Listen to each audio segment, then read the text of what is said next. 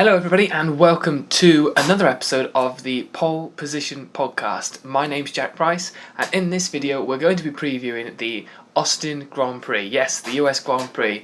Back-to-back Grand Prix weekends after the race we've just had in Mexico, which was, well, a decent race, but let's hope the USA delivers this time round. I'm going to have a look at a couple of stats from the last couple of years of the Austin Grand Prix, and then obviously give my thoughts as to who's going to be on pole and who's going to win the race come Sunday. Now, if you know about my preview in the last race in Mexico, I got them wrong, so please don't think I'm going to get them right this time round, but let's have a look at a couple of stats from the circuit of the US Grand Prix. So for the venue of the race is the Circuit of Americas in Austin, Texas. The first Grand Prix of the circuit was held in 2012, the same year that the circuit was opened. It was the first US Grand Prix in Formula One since 2007 at the Indianapolis circuit, where Lewis Hamilton took victory. Lewis Hamilton also won the 2012 Grand Prix, which was the first race at the circuit, and that was his last win as a McLaren driver. I remember that well. They had the cowboy hats on.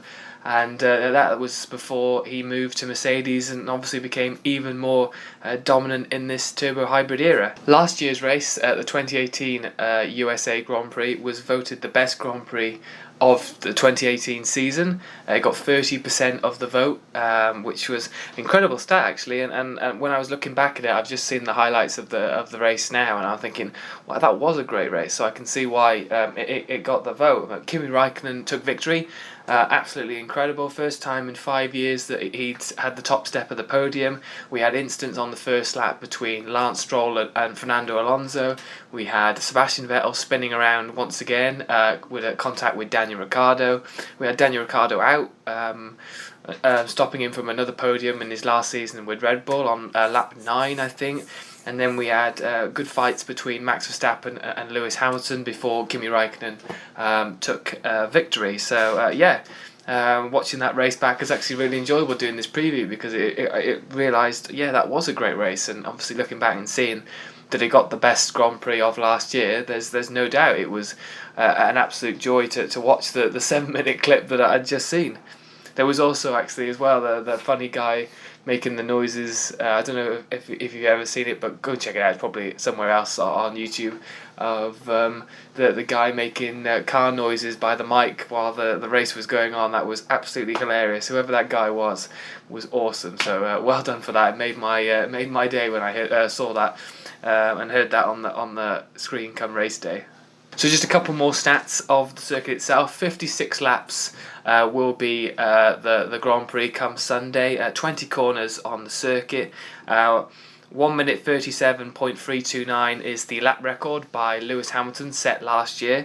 So they'll obviously be hoping to beat that as well. They probably will, because the cars keep getting faster and faster and faster. There's 2 DRS zones, one between turn 11 and 12. Down that really long straight, and then you've also got one at the start-finish straight as well, from turns 20 to 1. Let's hope that DRS zones, they always prove good. The really long straights, you see a lot of overtaking there, so hopefully we're going to see that as well this time round. Just having a look at the winners. Kimi Raikkonen, like I said, won the race last year, and then from 2014 to 2017 it was Lewis Hamilton and Mercedes. So Lewis Hamilton and Mercedes themselves have been absolutely dominant at this circuit, so it'll be interesting to see whether that happens again this season round. Sebastian Vettel won in 2013, and Lewis Hamilton, like I said, for last race win for McLaren back then as well. Now, I haven't put anything to do with Lewis Hamilton possibly winning the championship this weekend, but I think, like I said in the review of the Mexico Grand Prix, he only has to finish 8th. 8th can be his lowest, obviously he can go higher, but I think he only has to finish 8th to win the championship here. So it's hugely possible. So I think this weekend we are going to see Lewis Hamilton win the Drivers' Championship, which is a bit of a shame personally for me. I like to see him go to the very end, but if it does, congratulations obviously to Lewis Hamilton. But who knows, anything can happen. We always know F1 is unpredictable.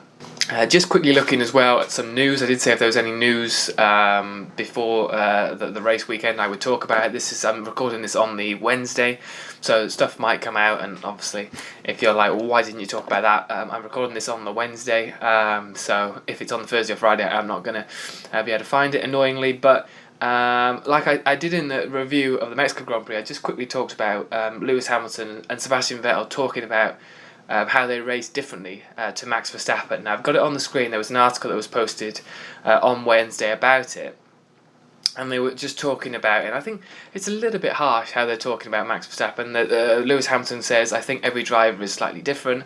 Some are smarter, some are aggressive, and you know when to give space to other people and when you don't. Some are quite respectful. But he said, in terms of Max, it's very likely you're going to come together with Max if you don't give him extra space. So most of the time you do, but as I said in my experience, I don't have a lot of space to give him. Sebastian Vettel also said, copy and paste what Lewis Hamilton said. It's true, because Lewis Hamilton also went, but I don't think it was intentional or anything like that. It was just he's a magnet for those kinds of things. This was to do with the Mexican Grand Prix, where they came together on the first lap.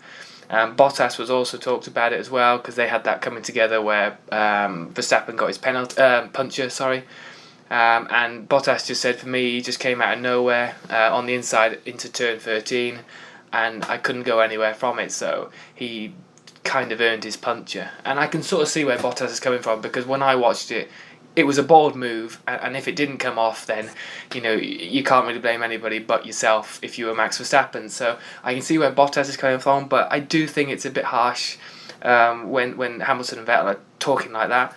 But I sometimes think if you look at it from the other side, it's because Max Verstappen's got under their skin. Every time they see the Red Bull behind them, they think, oh no, it's Max Verstappen. And sort of something happens between them when they see that Red Bull car. I'm not sure what it is, but since he's came onto the scene, he's got under everybody's skin. Everybody's panicking as to where Max Verstappen is. Where is he? So I think actually for Max, it's quite a good thing that they're always talking about him and how he does things. So I mean, credit to Max really, and that's just how he does it. But then he's not going to change, and he's still young. So we've got so many more years of talking about him in this way. But moving on to my predictions of the Grand Prix this weekend, pole position. Now this is interesting. You would think Lewis Hamilton. And I think he's going to be up there. He's probably going to be second for me. But somebody who I've picked who's been really good at pole positions this year is Charles Leclerc. Now this all depends. I obviously haven't seen Friday practice. Don't know what any of the cars are going to be like. But I just think Charles Leclerc has been so good at qualifying this season in his Ferrari that I think he might edge it. I think he might get pole position. I mean, obviously that doesn't mean anything going into the race and who's going to win it. But I just think that he would be a good, strong contender for pole position. So for me, pole position goes to Charles Leclerc. The winner, now again, this is interesting. Now, like I said, don't take anything like what I'm saying seriously, because I always seem to get my predictions wrong. So this is just what I think is going to happen. I think if he stays, this is a big if he stays out of trouble, Max Verstappen could win the Grand Prix. Now, he came second last year, really close. All three of them, the top three, were really close coming in, crossing the line with Raikkonen, Verstappen and Hamilton. So I think Verstappen obviously knows the circuit. He does well at the circuit. He obviously enjoys the overtaking on the circuit. I think he could win the race this weekend, but I put in brackets if he stays out of trouble. If anything else happens, I do think somebody like Lewis Hamilton will be there, like this weekend, to pounce. So I think if Max Verstappen does get into trouble, which is possible, I think Hamilton will win it. But I've put Max Verstappen down because I'd like to see him win it, and two, it's just fun when you see Max Verstappen fighting at the top. Like we've just talked about with they're always not sure how much room to give him. It's always more interesting. So if he starts at the back or gets a couple of penalties or something like that, it's a little bit annoying. For me, the winner of this race, if, like I said, he stays out of trouble, is Max Verstappen. Let me know what you think. Who do you think is going to get pole position? Who do you think is going to win the race come Sunday at the Circuit of the Americas in Austin, Texas? Let me know in the comment section below. I'd love to know everybody's thoughts.